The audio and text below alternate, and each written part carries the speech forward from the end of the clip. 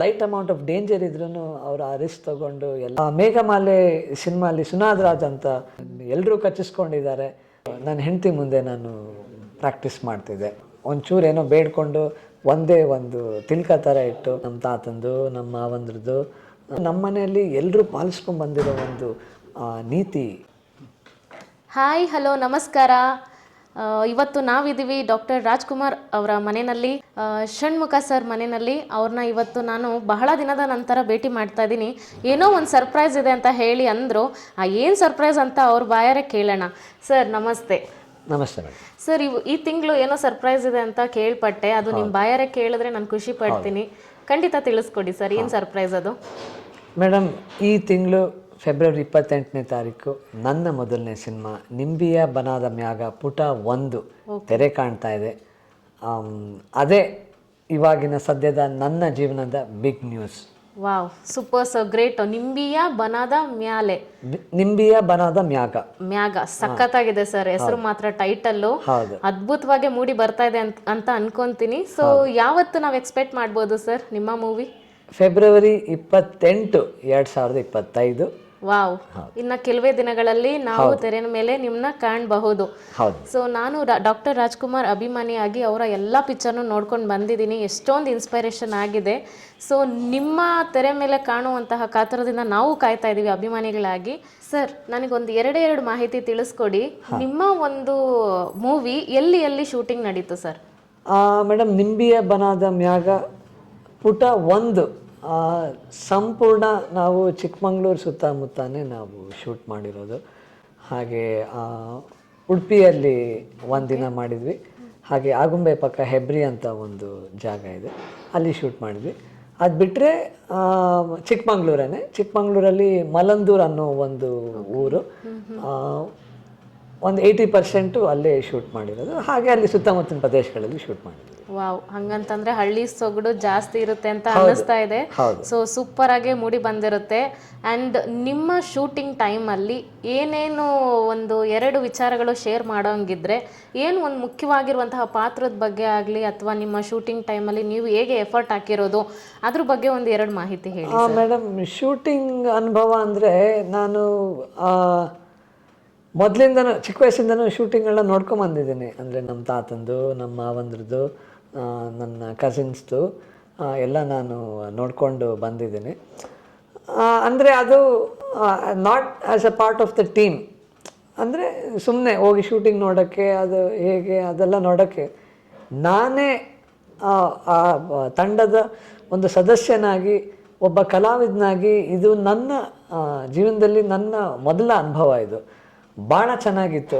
ನಾನು ಅವರೆಲ್ಲ ಮಾಡೋದನ್ನ ನಾನು ಏನು ನೋಡ್ತಾ ಇದ್ದೆ, ಸ್ವತಃ ನನಗೇ ಆ ಒಂದು ಅವಕಾಶ ಸಿಕ್ಕಿದ್ದು ನನಗೆ ಭಾಳ ಖುಷಿ ಇತ್ತು ಮೇಡಮ್. ಸ್ಟಾರ್ಟಿಂಗಿಂದ ಅಂದರೆ ಬೆಳಗ್ಗೆ ಎದ್ದು ರೆಡಿಯಾಗಿ ಕೂತ್ಕೊಂಡು ಮೇಕಪ್ ಹಾಕ್ಕೊಳ್ಳೋದು, ಆಮೇಲೆ ಡೈರೆಕ್ಷನ್ ಟೀಮ್ ಜೊತೆ ಇವತ್ತಿನ ಪ್ರೋಗ್ರಾಮ್ ಏನು ಸೀನ್ ತೆಗಿತಾ ಇದ್ದೀವಿ, ಏನು ಶಾರ್ಟ್ಸ್ ತೆಗಿತಾ ಇದ್ದೀವಿ, ಎಲ್ಲೆಲ್ಲಿ ತೆಗಿತಾ ಇದ್ದೀವಿ ಅದನ್ನು ಮಾತಾಡಿಕೊಂಡು, ಆಮೇಲೆ ಎಲ್ಲರ ಜೊತೆ ಒಟ್ಟು ಕೂತು ತಿಂಡಿ ಮಾಡಿ ಲೊಕೇಶನ್ಗೆ ಹೋಗಿ ಅಲ್ಲಿ ನಾವು ಮತ್ತೆ ಇಲ್ಲಿ ಈ ಜಾಗದಲ್ಲಿ ತೆಗಿತೀವಿ ಕೂತ್ಕೊಂಡು ಮಾತಾಡಿ, ಓಕೆ ರೆಡಿ ಅಂದ ತಕ್ಷಣ, ಡೈರೆಕ್ಟ್ ರೆಡಿ ಅಂದ ತಕ್ಷಣ ಹೋಗಿ ಅಲ್ಲಿ ಪರ್ಫಾರ್ಮ್ ಮಾಡಿದ್ದು, ಆ್ಯಕ್ಟ್ ಮಾಡಿದ್ದು, ಇದೆಲ್ಲ ಎಲ್ಲೋ ನನ್ನ ಮನಸ್ಸಿನ ಮೂಲೆಯಲ್ಲಿ ಯಾವುದೋ ಒಂದು ಮೂಲೆಯಲ್ಲಿ ಆಸೆ ಇತ್ತು. ಅದನ್ನು ಫೈನಲ್ ಆಗಿ ನಾನು ನಿಜವಾಗಿ ನೋಡ್ತಿದ್ನಲ್ಲ, ನಿಜವಾಗಿ ನಾನು ಅದನ್ನು ಅನುಭವ ಮಾಡ್ತಿದ್ನಲ್ಲ, ಅದು ಏನು out of this world feeling ಅಂತ ಹೇಳ್ತಲ್ಲ, ಆ ಥರ ನನಗೆ ಒಂದು ಅನುಭವ ಆಯಿತು.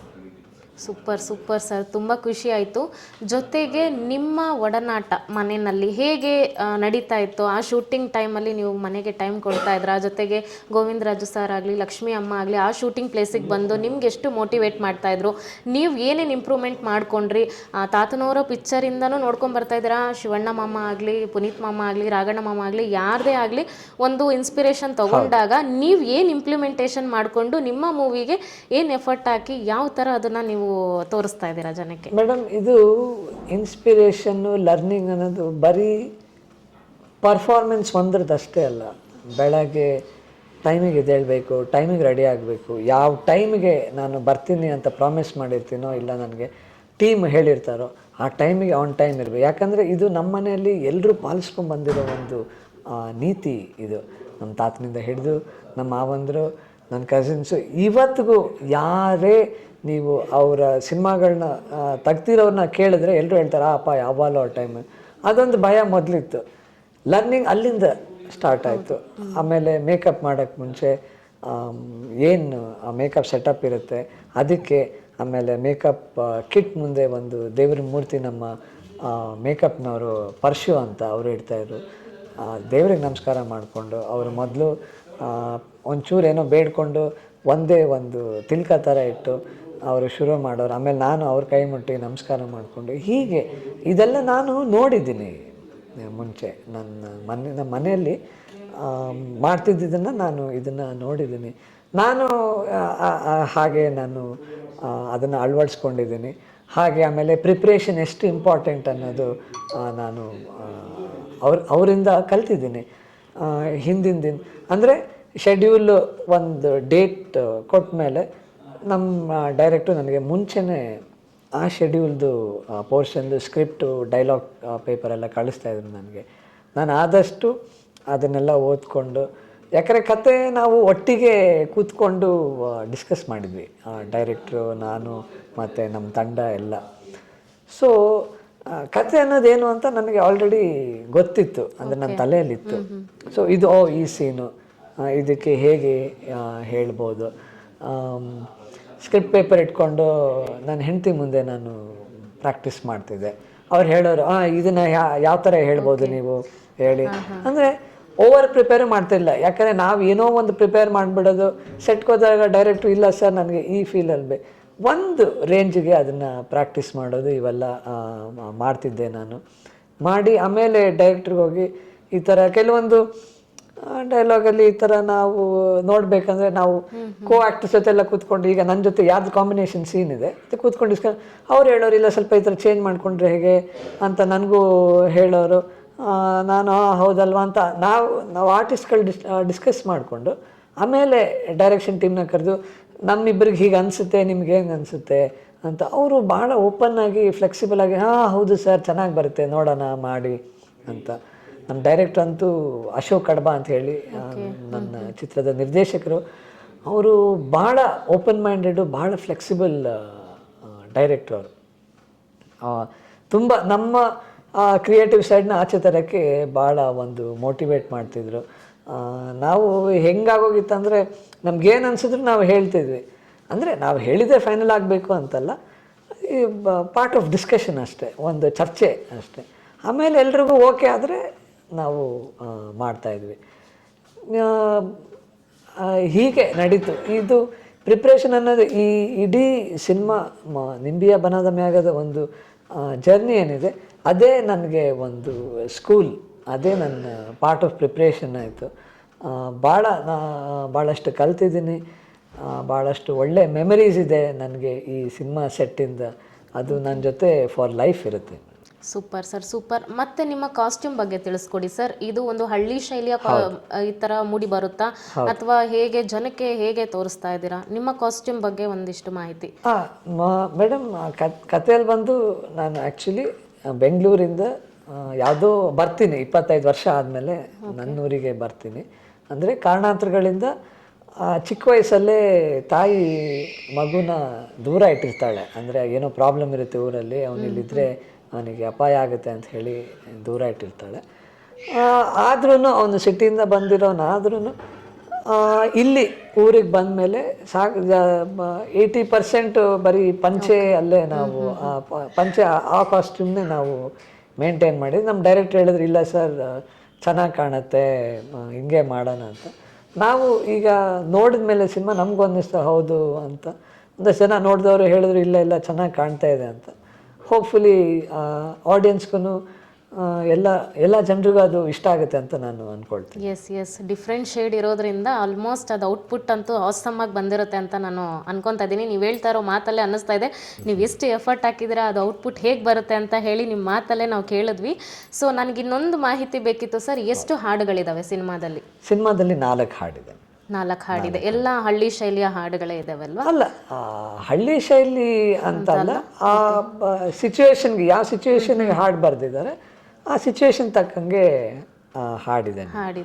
ಓಕೆ. ನಿಮ್ಮ ಹೀರೋಯಿನ್ನು ಅವರು ಹೇಗೆ ನಿಮ್ಮ ಜೊತೆ ಒಂದು ಸ್ಕ್ರಿಪ್ಟ್ ಕೊಟ್ಟಾಗ ಹೇಗೆ ಕಮ್ಯುನಿಕೇಷನ್ ಮಾಡಿ ಅದನ್ನು ಹೇಗೆ ಔಟ್ಪುಟ್ ಕೊಟ್ಟಿದ್ದಾರೆ, ಅದು ಎಲ್ಲ ಹೇಗಿತ್ತು ಸರ್? ಮೇಡಮ್, ಇದು ಬರೀ ನನ್ನ ಹೀರೋಯಿನ್ ಮಧ್ಯೆ ಅಂತಲ್ಲ, ಇಡೀ ಕಲಾವಿದರ ತಂಡ. ತಾಯಿ ಪಾತ್ರದಲ್ಲಿ ಸಂಗೀತ ಅವರು ಮಾಡಿದ್ದಾರೆ, ಭಾಳ ಸೀನಿಯರ್ ಆರ್ಟಿಸ್ಟ್ ಅವರು. ಅವರಿಂದ ಸಾಕಷ್ಟು ನಾನು ಕಲಿತೆ. ಆಮೇಲೆ ಇನ್ನೊಂದು ವಿಶೇಷ ಏನಂದರೆ, ಮೇಘಮಾಲೆ ಸಿನಿಮಾಲಿ ಸುನಾದ್ ರಾಜ್ ಅಂತ ಅವರು ಹೀರೋ ಮಾಡಿದರು.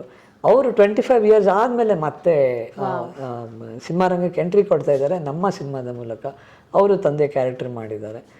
ನನಗೂ ಅವ್ರಿಗೂ ಕಾಂಬಿನೇಷನ್ ಸೀನ್ಸ್ ಇಲ್ಲ, ಬಟ್ ಆದರೂ ಅವ್ರ ಹತ್ರ ಎಲ್ಲ ಸಾಕಷ್ಟು ನಾನು ಕಲ್ತಿದ್ದೀನಿ. ಅವರ ಎಕ್ಸ್ಪೀರಿಯನ್ಸಸ್ಸು ಹಾಗೆ, ಅಂದರೆ ಡೈಲಾಗು, ಈ ಕ್ಯಾಮ್ರಾ ಫೇಸ್ ಮಾಡಬೇಕಂದ್ರೆ, ಡೈಲಾಗ್ ಹೇಳಬೇಕಂದ್ರೆ ಪಾಸ್ ಎಲ್ಲಿ ಕೊಡಬೇಕು, ಎಲ್ಲಿ ಎಕ್ಸ್ಟೆಂಡ್ ಮಾಡಬೇಕು, ಇವೆಲ್ಲ ಸಾಕಷ್ಟು ಎಲ್ಲರಿಂದನೂ ಈ ಯಾರು ಈಗ ಹೀರೋಯಿನ್ ನನ್ನ ಮಧ್ಯೆ ಸೀನ್ ಇರಲಿ, ಇಲ್ಲ ಹೀರೋಯಿನ್ ತನುಶ್ರೀ ಅಂತ ಹೀರೋಯಿನ್ ಕ್ಯಾರೆಕ್ಟ್ ಮಾಡಿದ್ದಾರೆ. ತನುಶ್ರೀ ಅವರು, ಸಂಗೀತ ಮೇಡಮ್ಮು, ನಾನು, ಮೂಗ್ ಸುರೇಶ್ ಅವರು ಒಂದು ಕ್ಯಾರೆಕ್ಟರ್ ಮಾಡಿದ್ದಾರೆ. ಯಾರದೇ ಇದ್ರೂ ನಾವು ಅಷ್ಟು ಜನ ಕೂತ್ಕೊಂಡು ಒಂದು ಡಿಸ್ಕಸ್ ಮಾಡ್ತಿದ್ವಿ ಮುಂಚೆನೆ. ಈಗ ಹೇಳಿದ್ರೆ ಕ್ಲೀಶೆ ಅನ್ನಿಸ್ಬೋದು, ಬಟ್ ಒಂದು ಫ್ಯಾಮಿಲಿ ವಾತಾವರಣ ಇತ್ತು ಸೆಟ್ಟಲ್ಲಿ. ಹೌದು, ಸೂಪರ್. ಸೊ ನನಗೆ ಅನ್ನಿಸ್ತಾ ಇದೆ ಸರ್, ನೀವು ಒಂದು ಎಫರ್ಟ್ ಹಾಕಿ ಮಾಡಿರೋದು, ಅದು ಫಸ್ಟು ಮೂವಿ ಅಂತ ಹೇಳ್ತಾ ಇದ್ದೀರಾ. ಅಭಿಮಾನಿಗಳು ತುಂಬ ಕಾತರದಿಂದ ಕಾಯ್ತಾ ಇದ್ದಾರೆ, ಹೇಗೆ ಇದು ಔಟ್ಪುಟ್ ಬರ್ತಾ ಇದೆ, ಜನಕ್ಕೆ ಏನು ಮೆಸೇಜ್ ಕೊಡ್ತಾ ಇದ್ದೀರಾ ಅಂತ. ನಾನಂತೂ ಫುಲ್ ಎಕ್ಸೈಟ್ಮೆಂಟಿಂದ ಕಾಯ್ತಾ ಇದ್ದೀನಿ. ನಿಮ್ಮ ಒಂದು ಮೂವಿ ಫೆಬ್ರವರಿ 28ಕ್ಕೆ ರಿಲೀಸ್ ಅಂತ ಹೇಳ್ತಾ ಇದ್ದೀರಾ.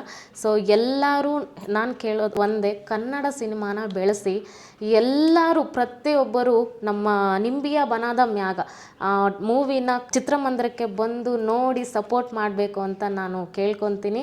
ತುಂಬ ಥ್ಯಾಂಕ್ಸ್ ಸರ್. ನಾನು ಒಂದೇ ಒಂದು ಪೋಸ್ಟ್ ನಿಮ್ಮ ನೋಡಿದೆ, ಅದು ಪೋಸ್ಟರ್ ನಾವು ಈಗ ಒಂದು ವಿಡಿಯೋ ಮುಖಾಂತರ ಒಂದು ತೋರಿಸೋಣ. ಶೋರ್. ಸೊ ಎಷ್ಟು ಅದ್ಭುತವಾಗಿದೆಯಲ್ಲ ಸರ್, ನನಗಂತೂ ತುಂಬ ಖುಷಿ ಆಗ್ತಾ ಇದೆ. ನೀವು ರೆಡಿ ಇದ್ದೀರಾ ನೋಡಲಿಕ್ಕೆ? ಸರ್ ತಿರುಗಿಸಿ. ಎಸ್, ನಿಂಬಿಯ ಬನದ ಮ್ಯಾಗ, ಇದು ಜಸ್ಟ್ ಪೇಜ್ 1 ಅಂತ ಇದೆ. ಇದು ಚಿತ್ರಮಂದಿರದಲ್ಲಿ ನೋಡಿದ ಮೇಲೆ ಪಾರ್ಟ್ 2ಗೂ ಕೂಡ ನಾವು ಅಷ್ಟೇ ಕಾತರದಿಂದ, ಅಷ್ಟೇ ಎಕ್ಸೈಟ್ಮೆಂಟಲ್ಲಿ ವೆಯ್ಟ್ ಮಾಡಬೇಕು. ಸೊ ಈ ಪೋಸ್ಟರಲ್ಲಿರುವಂತಹ ಲುಕ್ ನೋಡಿ ಎಷ್ಟು ಅದ್ಭುತವಾಗಿದೆ ಅಲ್ವಾ?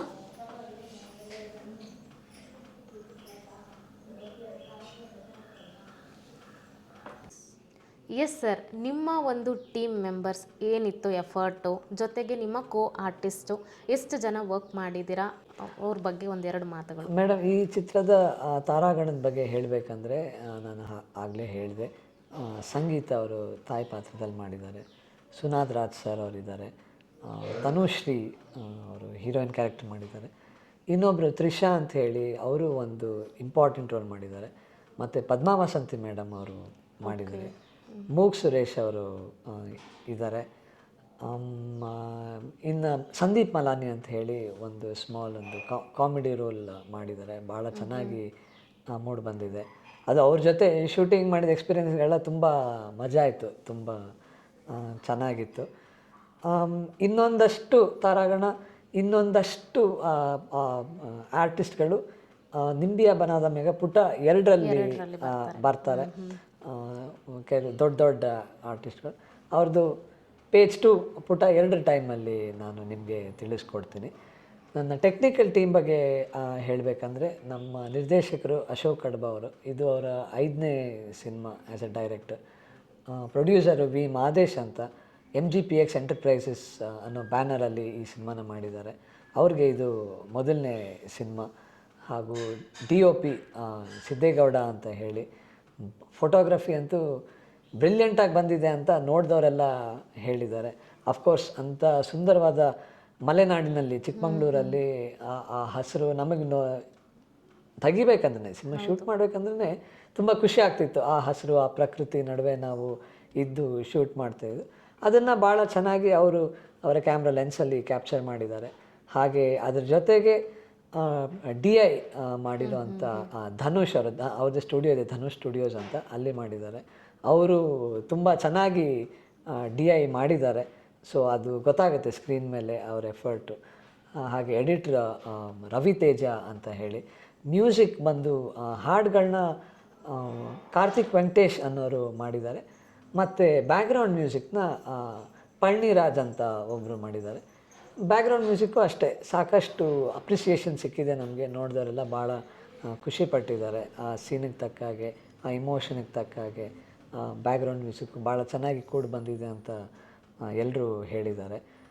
ಮತ್ತು ನಮ್ಮ ಟೀಮಲ್ಲಿ, ಪ್ರೊಡಕ್ಷನ್ ಟೀಮಲ್ಲಿ ರಾಮಣ್ಣ ಅಂತ ಒಬ್ಬರು, ಅವರೊಂಥರ ನಮಗೆ ಫಾದರ್ ಥರ ನಮ್ಮ ಟೀಮ್ಗೆ. ಸೀನಿಯರ್ ಮೆಂಬರು, ಸಿನಿಮಾಲಿ ಭಾಳ ವರ್ಷದಿಂದ ಕೆಲಸ ಮಾಡಿದ್ದಾರೆ. ಶ್ವೇತಾ ಅಂತ ಡೈರೆಕ್ಷನ್ ಟೀಮಲ್ಲಿ ನಮ್ಮ ಅಶೋಕ್ ಸರ್ನ ಅಸಿಸ್ಟ್ ಮಾಡಿದ್ದಾರೆ. ಮತ್ತು ನಮ್ಮ ಇದು ಸಿನಿಮಾಟೋಗ್ರಫಿ ಟೀಮು ಭಾಳಷ್ಟು ಜನ, ಪ್ರೊಡಕ್ಷನ್ ಟೀಮು ಎಲ್ಲರೂ ನಮ್ಮನ್ನೆಲ್ಲ ತುಂಬ ಚೆನ್ನಾಗಿ ನೋಡಿಕೊಂಡು.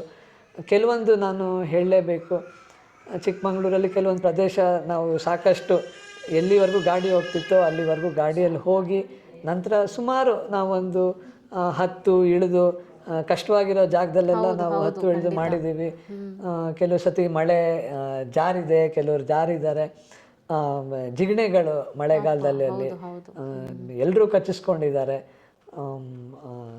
ಆಮೇಲೆ ಮೇಕಪ್ ಮತ್ತು ಪರಶುರಾಮ್ ಅಂತ ಹೇಳಿ ಭಾಳ ಚೆನ್ನಾಗಿ ಅವ್ರ ಕೆಲಸನ ಅವ್ರು ಮಾಡಿದ್ದಾರೆ.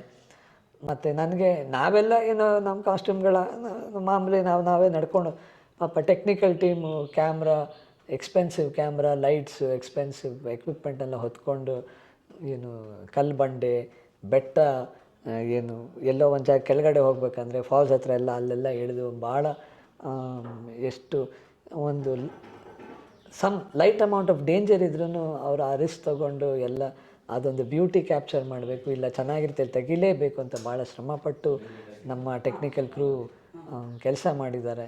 ಯಾವತ್ತಿಗೂ ನಾನು ಅವ್ರ ಎಫರ್ಟ್ನ ನಾನು ಯಾವತ್ತೂ ಮರೆಯೋದಿಲ್ಲ.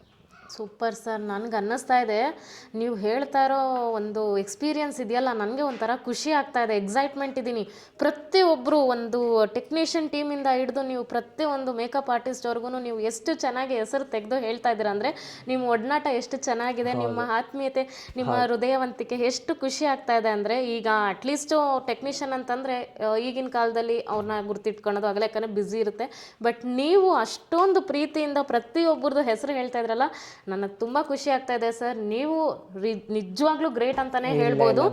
ಜೊತೆಗೆ ಏನಂತಂದರೆ, ನೀವು ಹೇಳ್ತಾ ಇರೋ ರೀತಿನಲ್ಲೇ ನನಗೆ ವಿಜುವಲೈಸೇಷನ್ ಆಗ್ತಾ ಇದೆ, ಲೈಕ್ ಸೂಪರಾಗಿ ಮೂಡ್ ಬರುತ್ತೆ ಔಟ್ಪುಟ್ ಈ ಮೂವಿ ಅಂತ. ಇನ್ನೊಂದು ವಿಷಯ, ನಾನು ನಮ್ಮ ಟೀಮಲ್ಲಿ ಯಾರ್ದಾರು ಈಗ ಇದನ್ನ ನೋಡೋರು, ನಮ್ಮ ಟೀಮಿಂದ ಯಾರ್ದಾರು ಹೆಸರು ಮಾಡ್ತಿದ್ರೆ ದಯವಿಟ್ಟು ಬೇಜಾರು ಮಾಡ್ಕೊಳ್ಬೇಡಿ. ಬಟ್ ಯಾರನ್ನೂ ನಾವು ಸದಾ ಎಲ್ಲರೂ ಜ್ಞಾಪಿಸ್ಕೋತೀವಿ. ಬಟ್ ಏನು ಗೊತ್ತಾ ಮೇಡಮ್, ಆ ಒಂದು ವಾತಾವರಣ ಇದ್ದಾಗ ಆ ಕೆಲಸದಲ್ಲಿ ಬೇಜಾರಿರಲ್ಲ, ಕೆಲಸದ ಬಗ್ಗೆ ಪ್ರೀತಿ ಹೆಚ್ಚಾಗುತ್ತೆ. ಅದರಿಂದಾಗಿ ಅದನ್ನು ಎಲ್ಲರನ್ನೂ ನಾವು ಜ್ಞಾಪಿಸ್ಕೊಳ್ಬೇಕು, ನಮ್ಮ ಧರ್ಮ ಅದು. ಎಲ್ಲರನ್ನು ಜ್ಞಾಪಿಸ್ಕೊಂಡು ಎಲ್ಲರನ್ನ ಎಫರ್ಟ್ನ ನಾವು ಅದನ್ನು ಯಾವಾಗಲೂ ನಾವು ಜ್ಞಾಪಕ ಮಾಡ್ಕೋಬೇಕು. ಹೌದು, ಖಂಡಿತ ಸರ್. ನೀವು ಹೇಳ್ತಾ ಇರೋ ಒಂದು ಮಾತುಗಳು ನನಗೆ ಪೂರ್ತಿ ಒಂದು ಗೊತ್ತಾಯಿತು. ನೀವು ಎಫರ್ಟ್ ಹಾಕಿ ತುಂಬ ವೆಯ್ಟ್ ಮಾಡ್ತಾಯಿದ್ದೀರ ಮೂವಿಗೋಸ್ಕರ ಅಂತ. ನಿಮ್ಮ ಎಲ್ಲ ಟೀಮ್ಗೂ ಮತ್ತು ಟೆಕ್ನಿಕಲ್ಗಾಗಲಿ ನಿಮಗಾಗಲಿ ಎಲ್ಲರಿಗೂ ನಾನು ಶುಭ ಹಾರೈಸ್ತೀನಿ. ಜೊತೆಗೆ ನಾನು ಒಂಟಿ ಎಲ್ಲ ಚಾನಲ್ ಟೀಮ್ ಕಡೆಯಿಂದ ಕೂಡ ನಿಮಗೆ all the best sir. And ಹೀಗೆ ನೆಕ್ಸ್ಟ್ ಪ್ರಾಜೆಕ್ಟ್ ಬಗ್ಗೆ ಏನಾನ ಐಡಿಯಾ ಇದೆಯಾ ಮೇಡಮ್? ಇದಾದ್ಮೇಲೆ ನೆಕ್ಸ್ಟು ಅದೇ ನಿಂಬಿಯಾ ಬನಾದ ಮ್ಯಾಗ ಪುಟ ಒಂದಾದ್ಮೇಲೆ ಪುಟ 2, ಅದು ನಾವು ಇನ್ನೊಂದು ಪ್ರಾಬಬ್ಲಿ ಒಂದು 20% ಶೂಟ್ ಬಾಕಿ ಇದೆ. ಇದು ರಿಲೀಸ್ ಮಾಡಿಬಿಡೋಣ ಅಂಥೇಳಿ ಇದು ಕಂಪ್ಲೀಟ್ ಮಾಡಿ ರಿಲೀಸ್ ಆದಮೇಲೆ ಅದಕ್ಕೆ ಮಿಕ್ಕಿದು ರಿಮೈನಿಂಗ್ ಅದೇ ಆಲ್ಮೋಸ್ಟ್ ಆಗೋಗಿದೆ, 80% ಆಗಿದೆ. 20% ನಾವು ಶೂಟ್ ಮಾಡಬೇಕು. ಅದಾದಮೇಲೆ ಇನ್ನೂ ಯಾವುದು ಫೈನಲೈಸ್ ಆಗಿಲ್ಲ. ಒಂದಷ್ಟು ಕತೆಗಳನ್ನ ಕೇಳಿದ್ದೀನಿ. ಇದಾದಮೇಲೆ ಮುಂದೊಂದು ನೋಡಬೇಕು ಮೇಡಮ್. ಖಂಡಿತ ಸರ್, ಖಂಡಿತ. ನಿಮ್ಮ ಎಲ್ಲ ಎಫರ್ಟ್ಗೂ ತುಂಬ ಚೆನ್ನಾಗಿ ಒಳ್ಳೆಯದಾಗಿ ಮೂಡಿ ಬರಲಿ. ನಮ್ಮ ಕನ್ನಡ ಸಿನಿಮಾ ನಮ್ಮ ಹೆಮ್ಮೆ ಅಂತಲೇ ಹೇಳ್ಬೋದು. ನಿಂಬಿಯ ಬನದ ಮ್ಯಾಗ ಎಲ್ಲರೂ ದಯವಿಟ್ಟು ಥಿಯೇಟ್ರಲ್ಲಿ ಬಂದು ನೋಡಬೇಕಂತ ಕೇಳ್ಕೊತೀನಿ. ಆದಷ್ಟು ಬೇಗ ಟೀಸರ್ ರಿಲೀಸ್ ಮಾಡ್ತಾರೆ. ಜೊತೆಗೆ ಪ್ರತಿಯೊಬ್ಬರು ಕೂಡ ಆದಷ್ಟು ಬೇಗ ಥಿಯೇಟ್ರಿಗೆ ಬಂದು ನೋಡಿ ಇವ್ರಿಗೆ ಸಹಕರಿಸಬೇಕು ಅಂತ ನಾನು ಒಂಟಿ ಎಲ್ಲ ಚಾನಲ್ ಕಡೆಯಿಂದ ಕೇಳ್ಕೊತಾ ಇದ್ದೀನಿ. ನಿಮ್ಮ ಇಡೀ ತಂಡಕ್ಕೆ ನಮ್ಮ ಸಿನಿಮಾ ಬಗ್ಗೆ ಕೆಲವೊಂದು ಮಾಹಿತಿನ ನಾನು ಜನಕ್ಕೆ ನೀಡುವಂಥ ಅವಕಾಶ ನೀವು ಕೊಟ್ಟಿದ್ದಕ್ಕೆ ನಿಮಗೆ ಹಾಗೂ ನಿಮ್ಮ ತಂಡಕ್ಕೆ ಧನ್ಯವಾದಗಳು ಮೇಡಮ್. ಇಷ್ಟೊತ್ತವರೆಗೂ ನಮಗೆ ಇಂಟರ್ವ್ಯೂಗೆ ಕಮ್ಯುನಿಕೇಷನ್ ಮಾಡಿದ್ದಕ್ಕೆ, ಜೊತೆಗೆ ಒಂದಷ್ಟು ಮಾಹಿತಿಗಳು ನಮ್ಮೊಟ್ಟಿಗೆ ಶೇರ್ ಮಾಡಿದ್ದಕ್ಕೆ ತುಂಬ ತುಂಬ ಧನ್ಯವಾದಗಳು ಸರ್. ಥ್ಯಾಂಕ್ಸ್ ಮೇಡಮ್, ತುಂಬ ಖುಷಿ ಆಯಿತು. ನಾನು ಒಂಟಿ ಎಲ್ಲ ಚಾನೆಲ್ ಕಡೆಯಿಂದ ನಮ್ಮ ಪರವಾಗಿ ನೀವು ವೀಕ್ಷಕರನ್ನ ನಮ್ಮ ಸಿನಿಮಾಗೆ ಸಪೋರ್ಟ್ ಮಾಡಿ ನಮ್ಮ ಸಿನಿಮಾನ ಥಿಯೇಟ್ರಲ್ಲಿ ಬಂದು ನೋಡಿ ಅಂತ ನೀವು ನನ್ನ ಪರವಾಗಿ, ನನ್ನ ತಂಡದ ಪರವಾಗಿ ಕೇಳ್ಕೊಂಡಿದ್ದು ನನಗೆ ತುಂಬ ಖುಷಿ ಆಯ್ತು ಮೇಡಮ್. ಹೀಗೆ ನಿಮ್ಮ ಸಪೋರ್ಟು ಯಾವಾಗಲೂ ಎಲ್ಲರ ಮೇಲೂ ಇರಲಿ, ಚಿತ್ರರಂಗದ ಮೇಲೆ ಇರಲಿ ಅಂತ ನಾನು ಕೇಳ್ಕೊಳ್ತೀನಿ. ತುಂಬ ತುಂಬ ಧನ್ಯವಾದಗಳು ಸರ್. ಸೊ ಇಷ್ಟೊತ್ತು ನಮಗೆ ಸಮಯಾವಕಾಶ ಕೊಟ್ಟು ಮಾತಾಡಲಿಕ್ಕೆ ಪ್ರೀತಿಯಿಂದ ನೀವು ಕೊಟ್ಟಂತಹ ಒಂದು ಹೇಳಿಕೆಗೆ ತುಂಬ ತುಂಬ ಧನ್ಯವಾದಗಳು ಸರ್. ಧನ್ಯವಾದ ಮೇಡಮ್.